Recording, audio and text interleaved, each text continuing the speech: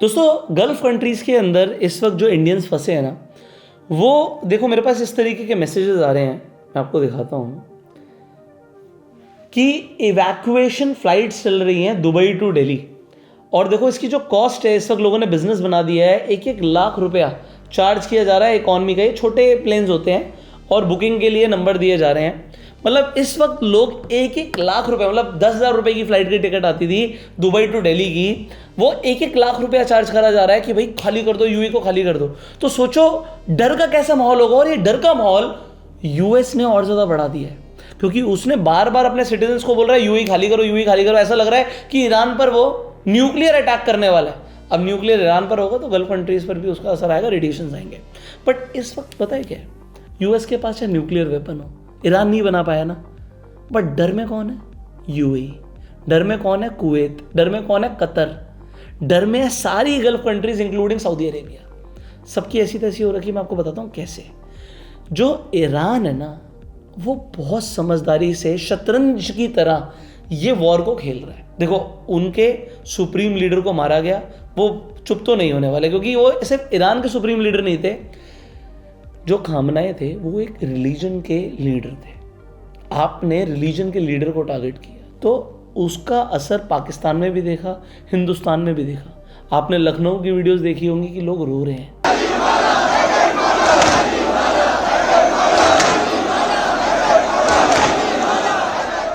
क्योंकि एक रिलीजन के लीडर थे। तो ईरान इतनी जल्दी घुटने नहीं टेकेगा। अब वो देखो शतरंज की तरह चाल चल रहा है। शतरंज कभी खेली आपने?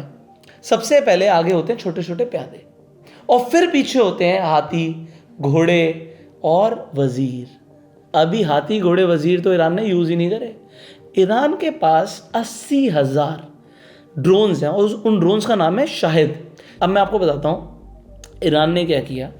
जैसी कन्फ्लिक्ट शुरू हुई, उसने 1200 प्रोजेक्टाइल्स फायर करे। उसमें बैलिस्टिक मिसाइल्स भी थी, बट ज़्यादातर ड्रोन्स थे। अब एक ड्रोन की कीमत बताई जा रही है कुछ $20,000 के आसपास होती है, $20,000।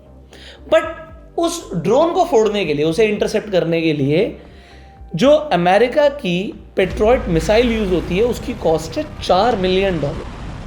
और जो आजकल वीडियोस में दिखाया जा रहा है ना कि यूएई ने थर्ड सिस्टम यूज किया है अमेरिका का, उस थर्ड सिस्टम के अंदर एक मिसाइल जो यूज होती है उसकी कीमत है $12 मिलियन। अब $12 मिलियन की एक मिसाइल यूज हो रही है एक सस्ते से $20,000 के ड्रोन को फोड़ने के लिए। और देखो रोज डरा रहा है ईरान, रोज ड्रोन्स भेजता जा रहा है। उसके पास तो 80,000 है।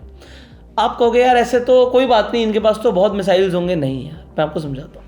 अभी तक इस वॉर के अंदर 14% स्टॉक खत्म हो चुका है इन गल्फ कंट्रीज और यूएस के पास उन ड्रोन्स और मिसाइल्स को इंटरसेप्ट करने के लिए। आप कहोगे चलो 14% ही तो हुआ, 86% तो बाकी है। मैं आपको समझाता हूँ फ़र्क क्या है। अभी सिर्फ 1200 प्रोजेक्टाइल्स आए थे, उसके बाद 80,000 ड्रोन है। 1200 में आपने उनका 14% स्टॉक खाली कर दिया। और जो कंपनी ये मिसाइल्स बनाती है, लॉकहीड मार्टिन, इसने 2025 के अंदर सिर्फ 600 PAC-3 मिसाइल्स बनाई थी। पूरे साल में 600 बनाई। आपने 1200 तो स्टार्टिंग में 3 दिनों में छोड़ दिए और आपका स्टॉक खत्म होता जा रहा है। अब ईरान क्या चाहता है कि पहले इनका ना ये मिसाइल्स का स्टॉक खत्म हो जाए, क्योंकि अभी 2000 बैलिस्टिक मिसाइल्स ईरान के पास है जो वो बाद में यूज़ करेगा। अभी ड्रोन्स भेजता जाएगा, करो इंटरसेप्ट, ड्रोन्स भेजेगा, करो इंटरसेप्ट। कभी यूएस एम्बेसी पे हमला हो रहा है, कभी यूएस के बेस पे हमला हो रहा है। आप देखो पाम जुमेरा के ऊपर मिसाइल गिर गई। अब ये ड्रोन्स भेजते जाएंगे, क्योंकि देखो ईरान के पास ज़्यादा कुछ खोने को नहीं है। वो तो कह रहे हैं तबाह कर दो, क्योंकि वहाँ पर ना एक रिलीजियस बिलीफ है। खामनी के मरने के बाद लोग कह रहे हैं वो तो शहीद हो गए। अब आप देखो हमस के साथ क्या हुआ, हमस के टॉप लीडर्स मारे गए, बट क्या हमस खत्म हो गया? आप कह रहे हो ईरान के टॉप लीडर मारे जाएंगे तो रिजीम चेंज हो जाएगा। इतनी आसानी से नहीं होगा। ईरान इतनी आसानी से घुटने नहीं टेकेगा, क्योंकि ये वेनेजुएला जैसा नहीं है कि प्रेसिडेंट को कैप्चर कर लिया, अच्छा ठीक है रिजीम चेंज हो गया। यहाँ पर क्या है कि एक रिलीजन की फीलिंग्स हर्ट हुई हैं और वो इसलिए इतनी आसानी से घुटने नहीं टेकने वाले। तो ईरान पहले तो स्ट्रैटेजिक मूव क्या कर रहा है, छोटे छोटे प्यादे चल रहा है, ड्रोन्स। अब आ जाते हैं दूसरा, ये चेकमेट कैसे करना चाहता है। स्ट्रेट ऑफ हॉर्मुज से वर्ल्ड का 20% ऑयल निकलता है।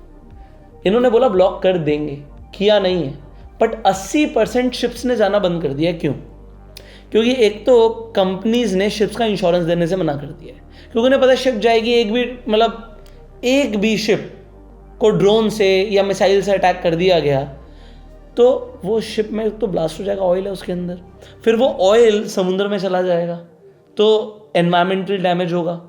और कंपनीज के लिए खोने को बहुत कुछ है, तो इंश्योरेंस करने से मना कर दिया है। और ईरान यही चाहता था, सिर्फ इसी वजह से सिर्फ इतना सा प्रेशर क्रिएट किया गया।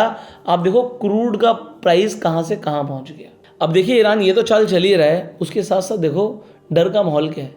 कतर ने अपनी LNG natural liquid natural gas की सप्लाई को सस्पेंड अभी से कर दिया है। कतर भेज ही नहीं रहा, कह रहा भाई डर है, और कतर भेज नहीं रहा। इस वजह से यूरोप के अंदर जो गैस प्राइसेस हैं वो 50% से ज़्यादा बढ़ गए हैं। आपका इंडिया में भी जो LPG सिलेंडर है ना, वो भी महंगा हो जाएगा अगर ये वॉर ऐसे ही चला तो। और इसी वजह से हमारी इंडियन मार्केट गिरती जा रही है। जो निफ्टी सेंसेक्स गिर रहे हैं, क्यों गिर रहे हैं? क्योंकि ऑयल के प्राइस महंगे हो जाएंगे। ऑयल के प्राइस महंगे हो जाएंगे, आपके पेंट बनते हैं ना, वो पेंट एंड ऑयल से बनते हैं, तो ये सब महंगा हो जाएगा। आप अपने पेट्रोल डीजल गाड़ी में डलवाते हो, आप देखो जो आपके घर में सामान आता है वो भी तो ट्रक्स के अंदर आता है। ऑयल का प्राइस महंगा होगा तो हर चीज़ महंगी हो जाएगी। इन्फ्लेशन का खतरा है, और अगर इन्फ्लेशन का खतरा होगा तो RBI क्या करेगा? वो रेट कट नहीं करेगा। रेट कट नहीं करेगा तो मार्केट को लिक्विडिटी नहीं मिलेगी, लिक्विडिटी नहीं मिलेगी तो नया लोन नहीं मिलेगा, नया लोन नहीं मिलेगा तो इंडस्ट्रीज और एक्सपैंड नहीं कर पाएंगी, और एक्सपैंड नहीं कर पाएंगे तो निफ्टी रिटर्न नहीं देगी। आप फंस गए लूप में। क्या करोगे आप? मार्केट नहीं बढ़ने वाली जब तक ये वॉर नहीं रुकेगा। और इसीलिए इकोनॉमिस्ट को डर है कि 1929 जैसा ग्लोबल मेल्टडाउन आ सकता है, इतना बड़ा रिसेशन जिसे आप डिप्रेशन बोल पाओगे। मार्केट पिछले 2 साल से तो रिटर्न दे ही नहीं रही, और आगे अगले 5 साल रिटर्न नहीं देगी अगर ये वॉर चलता रहा तो। क्योंकि ये देखो सऊदी के अमारको पे हमला।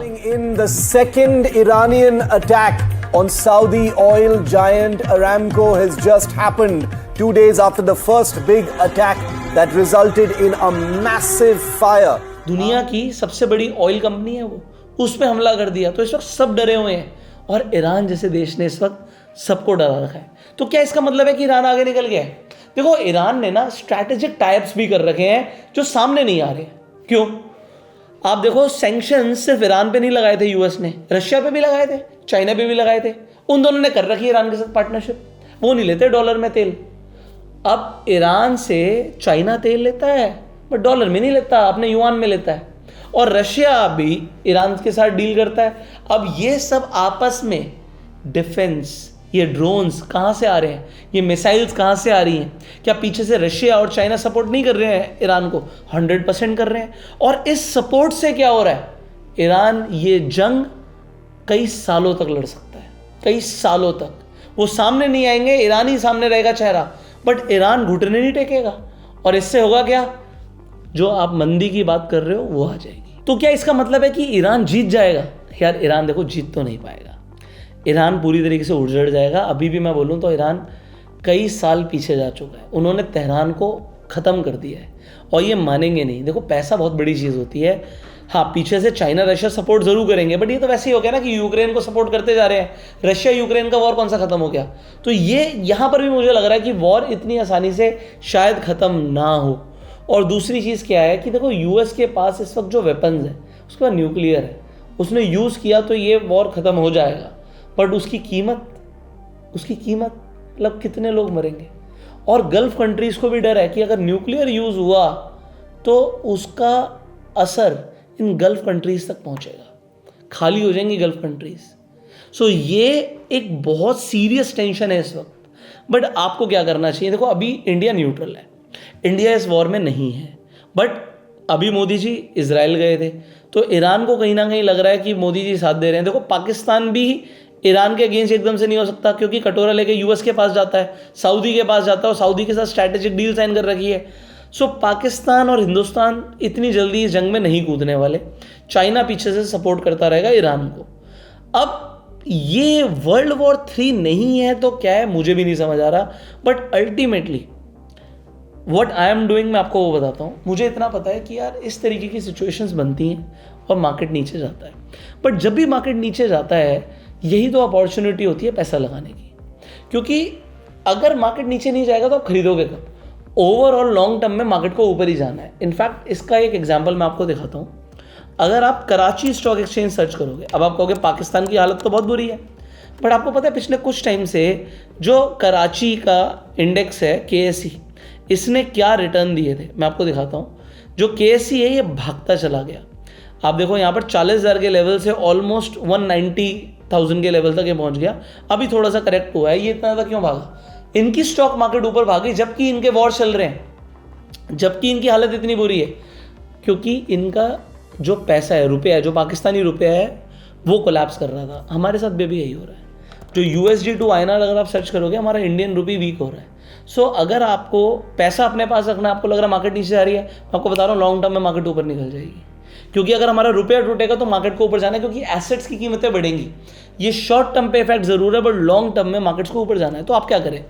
आप स्टॉक मार्केट में इन्वेस्टेड रहें और इन्वेस्टमेंट करते रहें।